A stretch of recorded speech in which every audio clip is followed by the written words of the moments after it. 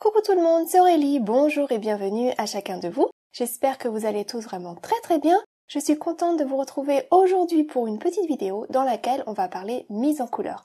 Comment mettre de la couleur sans colorier. Une vidéo dédiée à toutes ceux et celles qui ont l'impression de ne pas arriver à colorier ou simplement qui n'aiment pas ça. Eh bien, je vais vous donner quelques petites astuces alternatives. Alors ça vous tente? Alors asseyez-vous, détendez-vous, abonnez-vous et c'est parti! Alors déjà, je vais commencer par me faire un petit masque avec ce papier post-it. Donc c'est comme du post-it, mais ça se présente en rouleau. C'est assez large quand même, ça fait 6 cm de large. Et moi je trouve ça vraiment très bien pour se créer ses propres masques. J'avais acheté du papier spécialisé pour ça, et ça m'avait pas plu autant, je trouvais que ça déchirait le papier quand on le décollait.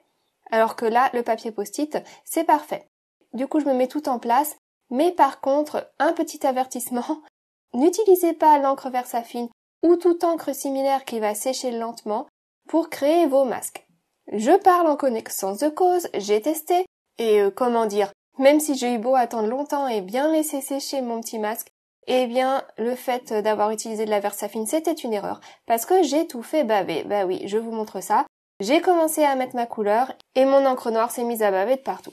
Donc ça, c'était raté. Du coup, je préfère vous le dire tout de suite, je ne recommande pas l'encre Versafine pour créer vos masques. Donc il va vous falloir une encre alternative. Pas besoin que ce soit une encre noire d'ailleurs, hein. Prenez la couleur de votre choix. Il faut juste que ce soit une encre qui sèche rapidement. Donc par exemple, la Memento. D'accord? Et pas besoin de tamponner ça parfaitement du tout. Vous avez vu, j'ai même pas pris soin de bien presser mon encreur de partout. Peu importe, j'ai juste besoin de la forme générale de mon tampon. D'accord? Du contour pour pouvoir découper. Donc cette partie-là du tampon, c'est fait. Je vais faire ce tampon-là en 2 temps, puisqu'il est quand même assez grand. Et puisqu'aussi je n'ai pas besoin de découper les ficelles des ballons, j'ai juste besoin de découper le personnage et les 3 cœurs. D'accord?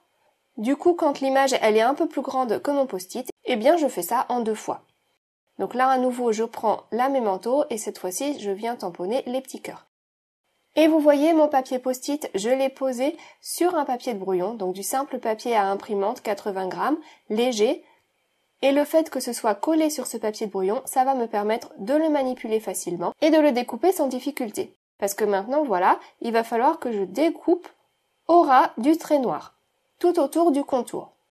Alors ça, vous allez me dire, oui, c'est un peu fastidieux, si au lieu de colorier, on doit découper, on n'est pas forcément gagnant. Oui, mais sauf que le découpage, on ne le fait qu'une seule fois, et ensuite le masque, eh bien, on l'a pour un moment et on peut le réutiliser plusieurs fois. Il suffit de le conserver avec les tampons, par exemple, pour ne pas oublier qu'on l'a. Moi, je le colle à l'arrière de mes tampons, et je peux le réutiliser plusieurs fois. Alors, au bout d'un moment, il va être saturé d'encre, et il va falloir le changer. Mais vous voyez, le peu de travail que c'est pour le fabriquer, il suffit de tamponner, de découper tout autour, eh bien, je trouve que ça vaut le coup. Donc, j'ai été découper le petit personnage. L'extérieur, je ne le jette pas non plus. Vous allez voir dans cette vidéo, c'est une des astuces pour pouvoir coloriser facilement à l'intérieur de l'image. Donc ça, je le conserve. Et puis, je vais maintenant faire la même chose avec les petits cœurs. Donc là, on pourrait les faire tous séparément. Les deux qui sont collés ensemble, eh ben, je vais les laisser ensemble.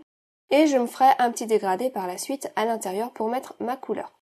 Donc vous voyez, j'essaye de couper au ras du trait noir et de pas trop m'y reprendre à plusieurs fois. Comme ça, je vais pouvoir utiliser aussi bien ce que je découpe à l'intérieur que ce que je découpe à l'extérieur. Donc là, la vidéo, elle est un petit peu accélérée, mais franchement, eh bien, ça se fait quand même en quelques minutes. On a nos masques qui sont prêts, et puis on peut les garder pour plusieurs projets. Donc voilà, pour mes petits cœurs, ça y est, ça c'est bon. Maintenant, je vais pouvoir passer à la réalisation de la carte. Donc pour ça, eh bien, je vais tamponner le même personnage sur un panneau, donc 10,5 x 15 cm environ. Cette fois-ci, je peux utiliser l'encre Versafine. Et d'ailleurs, c'est l'encre que je préfère pour avoir une belle image bien nette, avec un beau trait et une belle intensité de noir. Et comme je ne vais pas coloriser avec les feutres à alcool aujourd'hui, eh bien, je peux utiliser l'encre Versafine pour mon petit personnage. Alors la première impression est déjà pas mal du tout, mais comme il y a quand même beaucoup de noir, je préfère m'y reprendre un petit coup pour que ce soit encore mieux. Hop là! Là, ça y est, c'est bon. Alors comme j'ai utilisé l'encre Versafine et qu'elle met beaucoup de temps à sécher, j'avais peur d'en mettre un peu partout si je commençais à manipuler ça comme ça. Donc du coup, je me suis dit que j'allais faire de l'embossage à chaud. Comme ça va protéger mon image et ça m'évitera de faire des catastrophes. Donc j'ai pris de la poudre à embosser transparente, j'en ai versé par-dessus et vous voyez comme l'encre Versafine elle met du temps à sécher, eh bien vous pouvez l'utiliser pour faire de l'embossage à chaud, ça accroche la poudre et ensuite eh bien vous pouvez chauffer. Et du coup là l'image eh bien elle est protégée par cette couche de poudre à embosser transparente. Non seulement elle va briller, mais en plus ça fait que du coup voilà, j'ai plus accès à l'encre, je pourrai plus faire baver ça, donc c'est très bien, je continue. Donc maintenant je vais récupérer mes petits masques. Alors si je les ai pas découpés vraiment bien au ras du trait, je redonne un petit coup de ciseau, parce que pour le coup si ça dépasse un petit peu du trait quand je place mon masque sur l'image, eh bien quand je vais appliquer la couleur par la suite, ça me laissera des petites lignes blanches. Donc je fais attention à ce que ça ne dépasse pas du trait noir. Vous avez vu, je m'y reprends à plusieurs fois, bon. C'est pas grave, comme je vous le disais, une fois que le masque est fait, il est fait, et puis il me resservira plusieurs fois. Et voilà, cette fois c'est bon, je peux le mettre en place. Et je vais faire la même chose pour les petits cœurs. Je vais retirer le papier qui est au dos, et je vais positionner mes cœurs en place. Là encore, je vérifie, s'il y a besoin de couper, je coupe. Et je colle le dernier cœur en place. Et voilà. Là, c'est bon. Du coup, eh bien maintenant, je vais pouvoir mettre ma couleur. Donc j'ai choisi jaune aujourd'hui pour changer un petit peu. Et je vais déjà prendre une petite brosse pour appliquer la couleur de façon assez douce. Je veux pas que ce soit trop foncé, trop vite, donc je vais la déposer petit à petit, progressivement. L'avantage des petites brosses comme ça, c'est que ça fait un dégradé vers le blanc assez facilement, et comme je n'ai pas envie de mettre de la couleur sur tout le panneau, mais juste au dos du personnage, eh bien c'est tout à fait ce qu'il me faut. Donc comme ça, on aura l'impression que le personnage, il ressortira par-dessus, à l'avant de mon fond. Donc je mets du jaune tout autour, là comme ça, je pense que ça suffit. Et puis ensuite je vais ajouter un petit peu plus de vie et de dynamisme à tout ça, avec un petit pochoir. Donc celui-ci il me semble que c'était un pochoir de chez Action, avec des petits ronds partout, peu importe le motif à vrai dire, et je vais passer un deuxième coup avec la même couleur, juste pour intensifier la couleur au niveau donc des ouvertures de ce pochoir. Donc j'essaye de rester à peu près au même niveau que la couleur que j'ai déjà mise par-dessous. D'accord? Je veux juste que sur cette zone-là, eh bien, il y ait également le motif avec les petits points. Donc j'essaye de ne pas aller plus loin. Donc je vérifie, là, sur le bas, c'est bon. J'aurais pu scotcher mon pochoir en place, mais j'ai préféré le maintenir simplement comme ça à la main, et c'était bon. Donc du coup, eh bien, je vais pouvoir maintenant enlever tous les petits masques. Donc vous voyez que mes masques, maintenant, ils sont encore plus jaunes. Ils ont reçu quand même un petit peu d'encre, mais ils sont complètement réutilisables, ils sont encore collants, et je vais pouvoir les utiliser encore plusieurs fois. Comme il y a eu de l'encre qui s'est déposée un petit peu sur les contours et au niveau des ficelles des ballons, eh bien je viens enlever l'encre excédentaire avec un petit chiffon, et puis je récupère bien mes masques précieusement, car comme je vous le disais, ça me resservira. Donc ça c'est bon, cette première étape est faite. Donc la première astuce pour ceux qui n'aiment pas colorier, c'est que vous pouvez mettre la couleur ailleurs que sur l'image. Parce que je pourrais tout à fait m'arrêter là, rajouter un petit mot, et puis hop là, c'est bon, la carte est finie. Donc on n'est pas du tout obligé de mettre la couleur à l'intérieur de l'image, vous pouvez la mettre à l'extérieur. D'ailleurs, s'il y a des petites zones qui sont restées un peu blanches malgré tout, vous pouvez prendre un feutre de la même couleur que le fond et venir cacher ça facilement.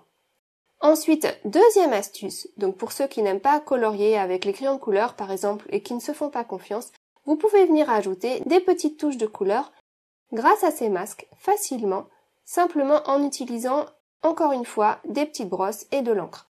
Donc je vais prendre cette fois-ci l'extérieur du masque que j'avais donc conservé, je viens le mettre en place au niveau de mon petit personnage, et comme c'est un panda et qu'il n'y a pas beaucoup de couleurs à mettre, franchement, je vais juste lui rajouter un petit peu d'ombre. Donc j'ai pris une encre grise et je viens ajouter un petit peu d'ombre ci et là pour donner plus de volume, de relief à mon dessin. C'est vrai que quand tout est blanc, ça fait un peu plat, mais juste avec un peu de gris ci et là, ça ajoute le petit truc qui manquait. Ensuite, avec mes feutres, j'irai mettre un petit peu de rose juste au niveau de ses pattes et c'est tout. Donc le panda, ça y est, lui, il est prêt déjà. Je vais juste venir enlever l'encre qui s'est déposée sur le personnage. Vu que j'ai fait de l'embossage à chaud, je peux l'ôter facilement, ça résiste.